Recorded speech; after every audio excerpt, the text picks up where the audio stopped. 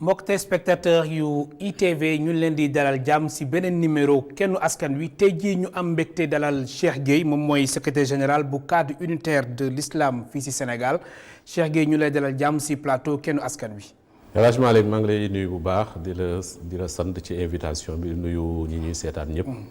tey jii ñu fas yéene waxtaanee coronavirus ak lépp li nga xamante ni moo jëm ci wàllum rassemblement ndax waxtu bi. gis nañ événement religieux yu bëri ñu ngi koy waajal fii ci Sénégal mais laataa ñuy xuus bu baax ci waxtaan bi dañuy ñëw ak Aloyse Waly Diouf moom mooy porte-parole bu ministère de la santé nekk tamit directeur de cabinet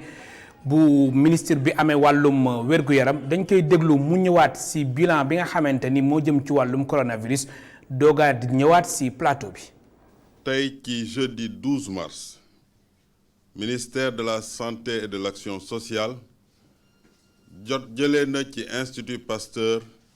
résultat examen yi may lim juróomi cas suspect positif nañ ci coronavirus maanaam am nañu coronavirus juróomi cas yooyu mooy ñi nga xam ne ñooy dëkkandoo patient bi ñu gis démb déclaré ko positif foofu ci Touba.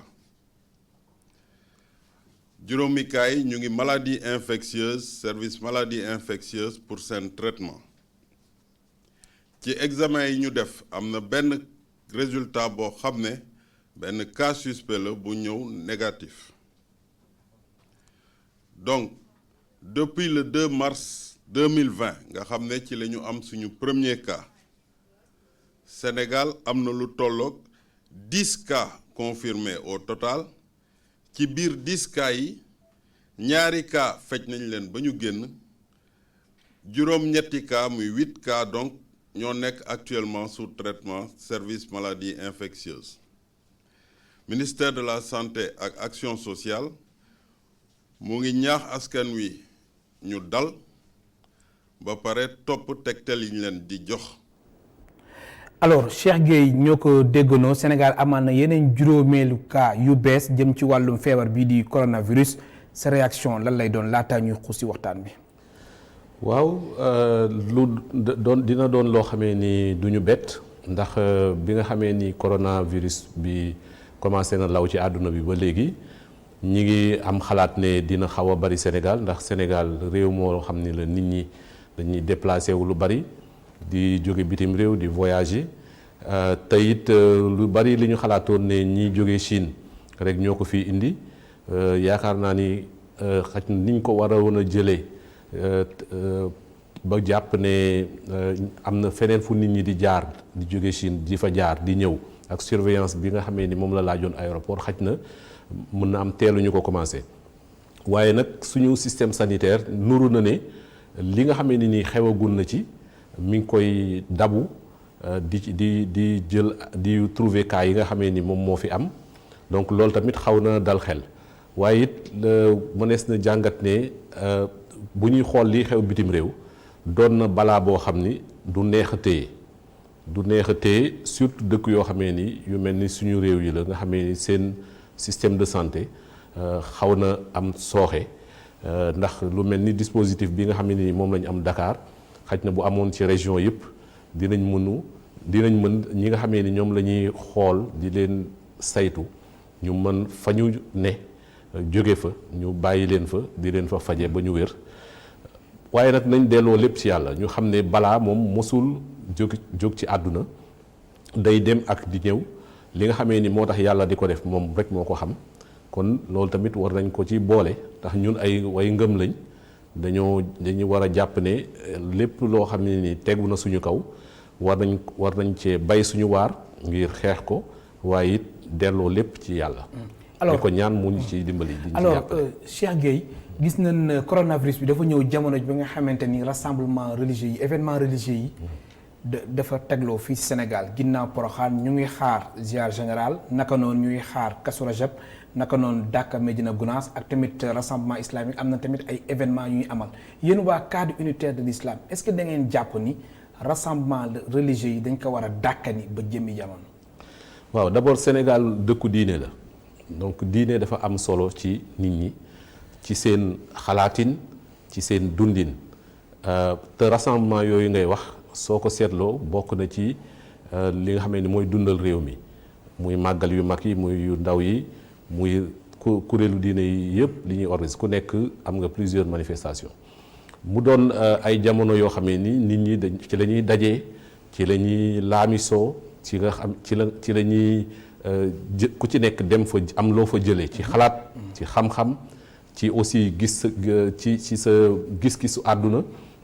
mu doon kon ay daje yu am solo. saafonte bi lépp waaw mais comme ni nga ko waxee saafonte bi ak yu mel noonu yooyu tamit daf fay bari. kon nekk na ay événement yoo xamee ni dina présenter ay risques yoo xamee ni yu am solo lay doon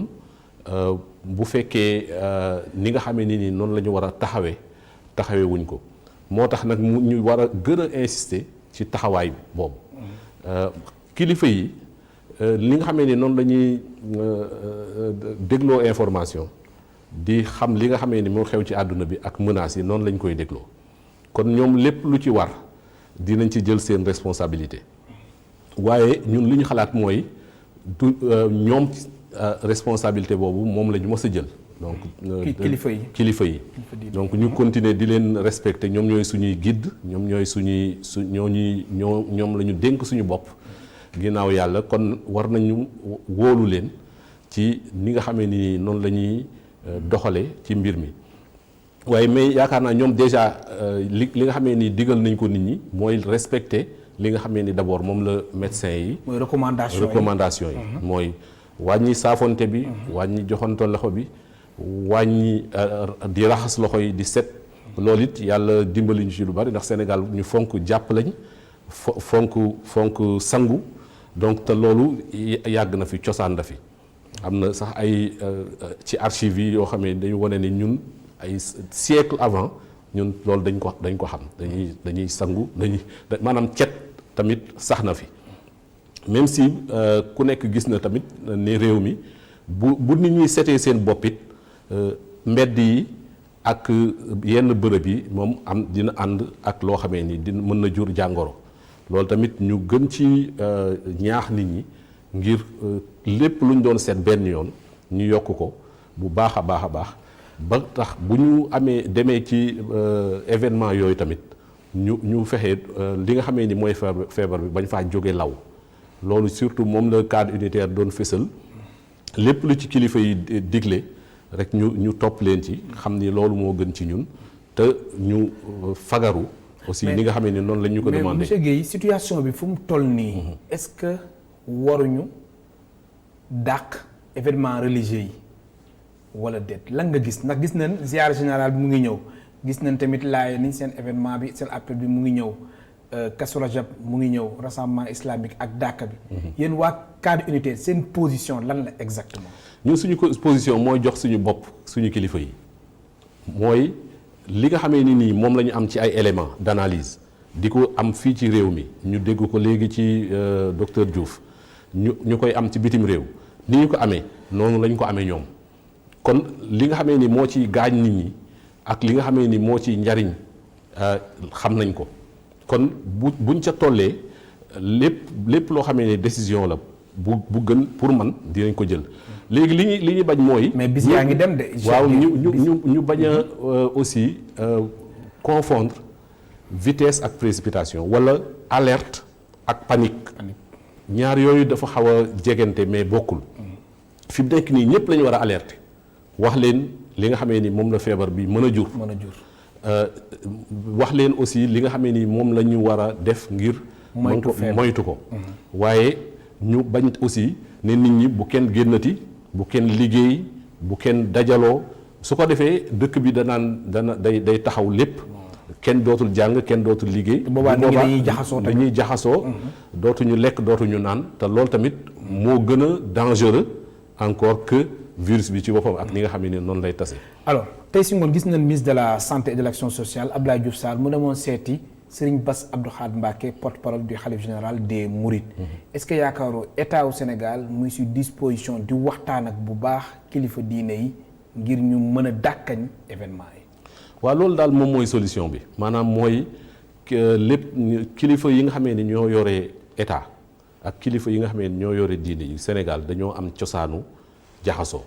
cosaanu waxtaan cosaanu xool lan mooy njariñu réew mi ñu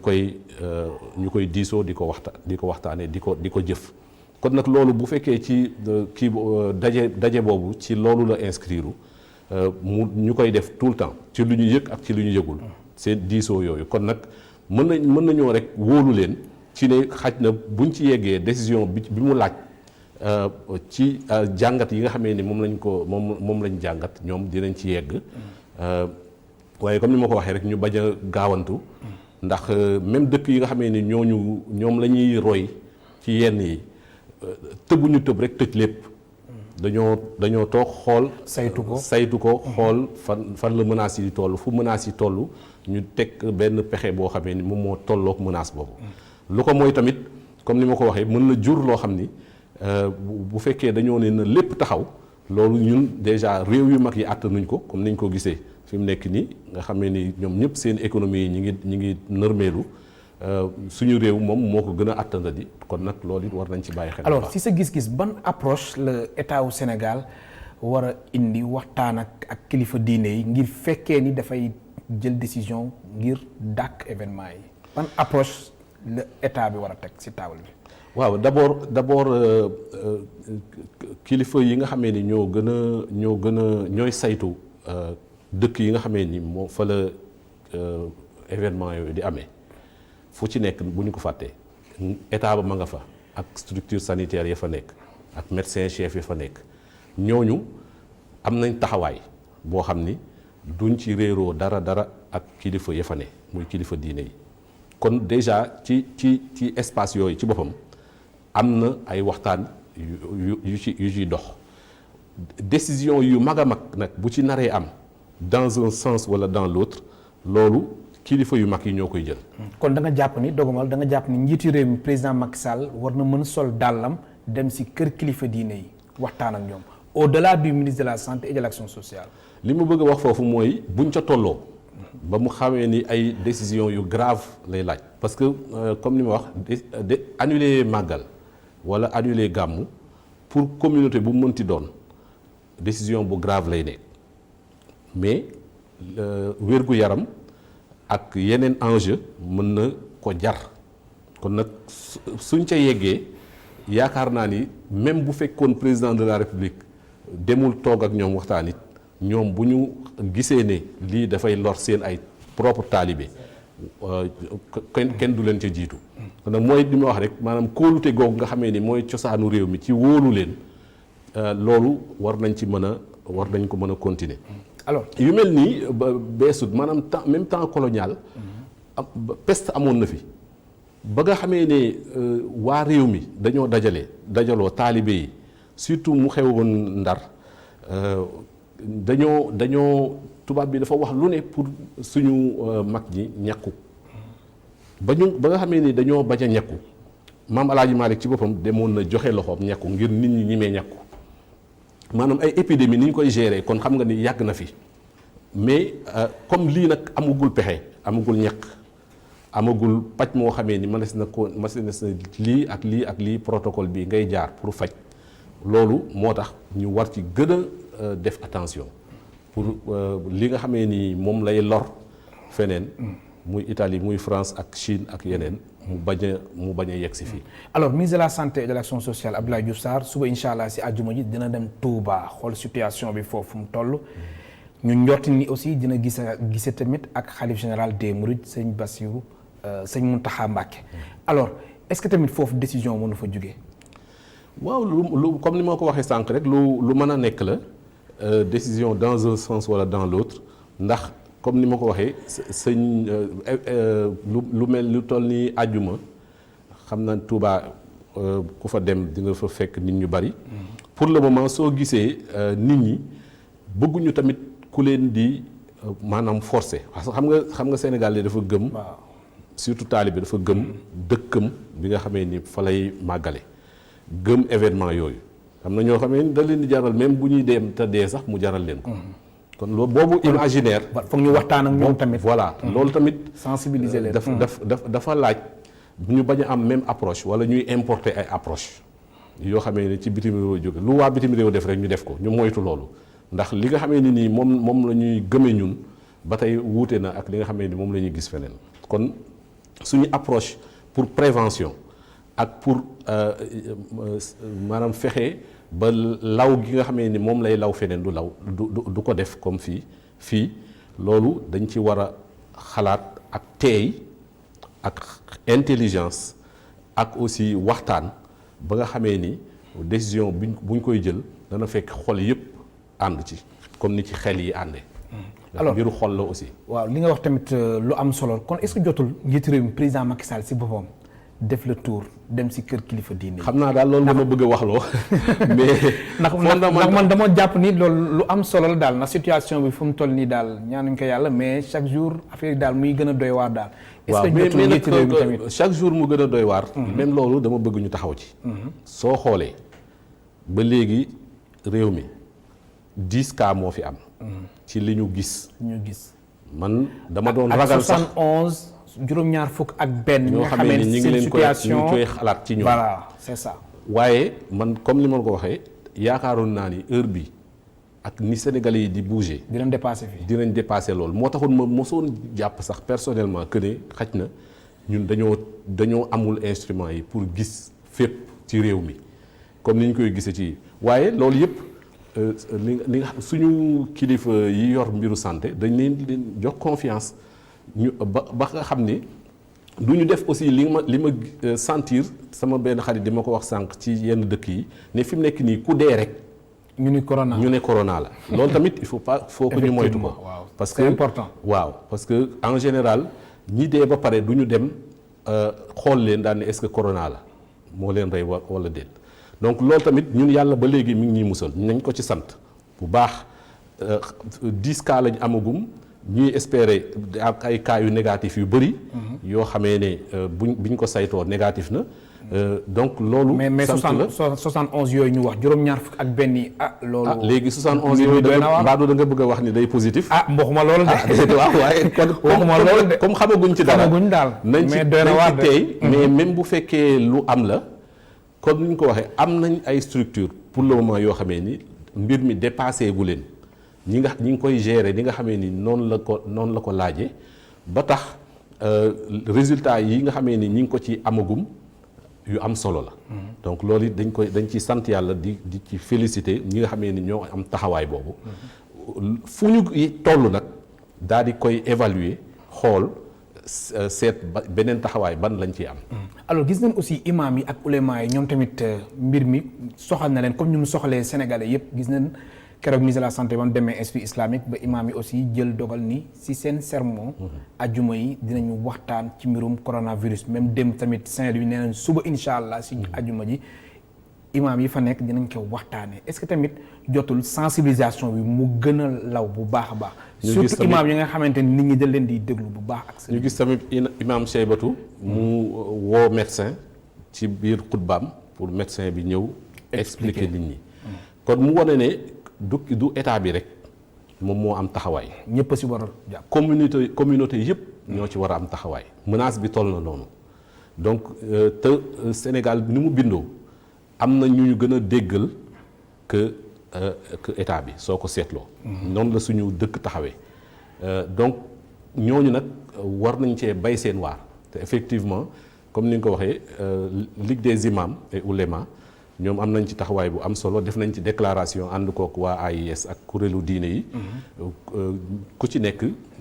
muy suba muy yeneen jours yi di nga continuer dem ci rajo yi di dem ci télé yi di wax ak nit ñi. ngir aussi di leen delloo si ndax ñoom seen rôle du aussi du rek prévention mais tamit dëgëral nit ñi ci jafe-jafe tamit bu mel ni bu amee ba law ba ëpp loxo it ñu xam naka lañ ci taxawee ci xel ak ci xol ak ci ngëm-ngëm loolu tamit lu ci am solo la te loolu suñu réew la bokk. alors gis nañ aussi njiitu réew mi président de la République ci conseil des ministres bi mu amaloon ñeent fan ci weeru mars après si la jëlee dogal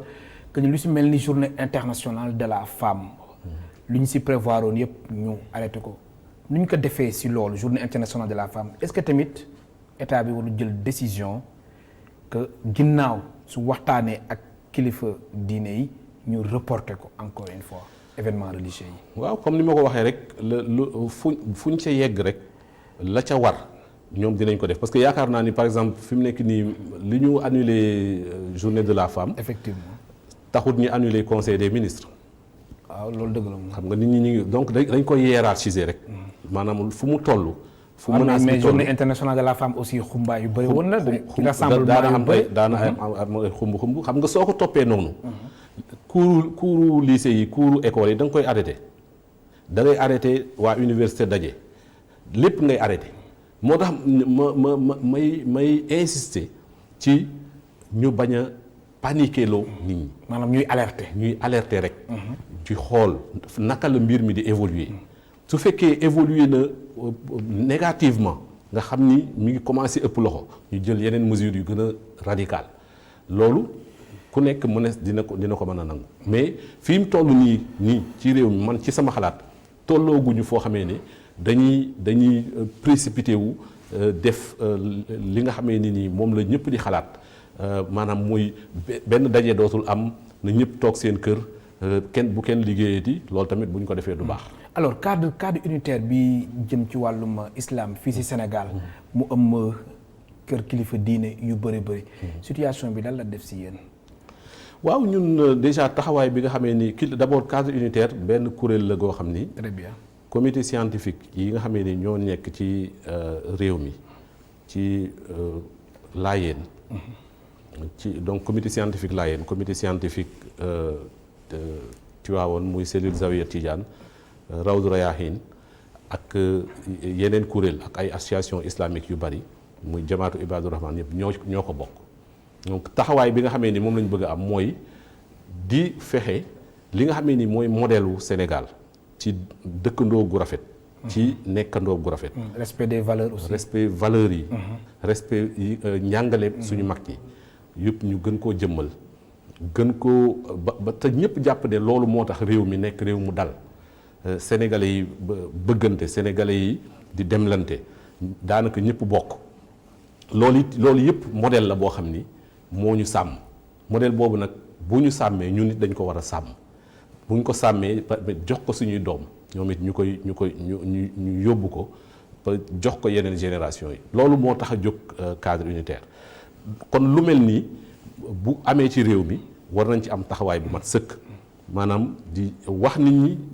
ak nit ñi li nga xamee ni moom la ñu war a def moo tax ñu génne communiqué yéen a ngi si bu baax ndax keroog rek ngeen génne seen communiqué pour fàttali nit ñi li nga xamee ni mooy seen warugar ci lu mel nii ak ban taxawaay lañ ci war a am ak aussi dalal nit ñi ne leen mbir mi yeggagul fi nga xamee ni fa lañ koy déggee bu ñuy seetaan ci télé étrangère yi ak yooyu kon ku réew mu nekk rek na nga xamee ni ak kaam donc réew mu ne ni fi sa mbir toll noonu ngay doxee ba tax na ñuy dalal nit ñi ñun loolu mooy suñu taxawaay ba ñu gis leneen su ko defee lépp loo xamee ni war na ci taxawaayu kilifa diine ñu ciy déglu suñu mag ñi luñ ci fuñ ñu joxoñ ñu jaar fa loolu moom mooy suñu taxawaay. léegi su ma la comprendre bu baax pour jeexal. rassemblement religieux yi yéen fu mu toll nii mën a góo leen jël position. ni kenn mën a guccee jël position ndax dañoo am ay kilifa yooyu ñoom ñi ngi saytu li nga xamee ni nii mooy xew gënuñu ëpp ñu leen information waxtaan bi nga xamee ni ak jokkoo bi nga xamee ni ñu ngi koy jokkoo ak kilifa état bi ñu ngi koy continuer di jokkoo lépp loo xamee ni dina war na ci ñoom dinañ ko jël kon loolu moo ci suñu taxawaay. alors suñu demoon ba état wu Sénégal jël décision ngir dakkal événement religieux yi est-ce que tamit état bi warul tamit def li nga xamante ni mooy nàmpaay kër kilifa diine yi ndax gis nañ gàmmu wala màggal organisation yu ñuy mel ak yooyu suñu demee ba toll foofu est-ce que tamit état wu Sénégal. warul tamit xool si loolu moom xam naa ni wala dana nekk loo xamante ni ñu bëri dinañ ko rafetlu de. loolu jàpp naa ne lu ñu mën a waxtaane la ndax fi mu nekk nii ni mbir mi taxawee suñ demoon ba mu continuer di law nguur gi war na génne loo xam ni ci ay koppar effectivement ku mu laal mu dimbali la dépenses yi nga xamee ni nit ñi doon nañ ko def xaj na jëlee ko seen ay poche mu ñàkk ko bu fekkee mënees naa waxtaan ak ñoom fexe luñ leen ci jox loolu du yàq dara mais en tout cas taxawaay bu mat sëkk la laaj ci nguur gi ci nit ñëpp muy xale muy mag muy góor ak jigéen ñëpp a war a taxaw biir kër yi mbedd mi fépp ndax mbir mi toll na ne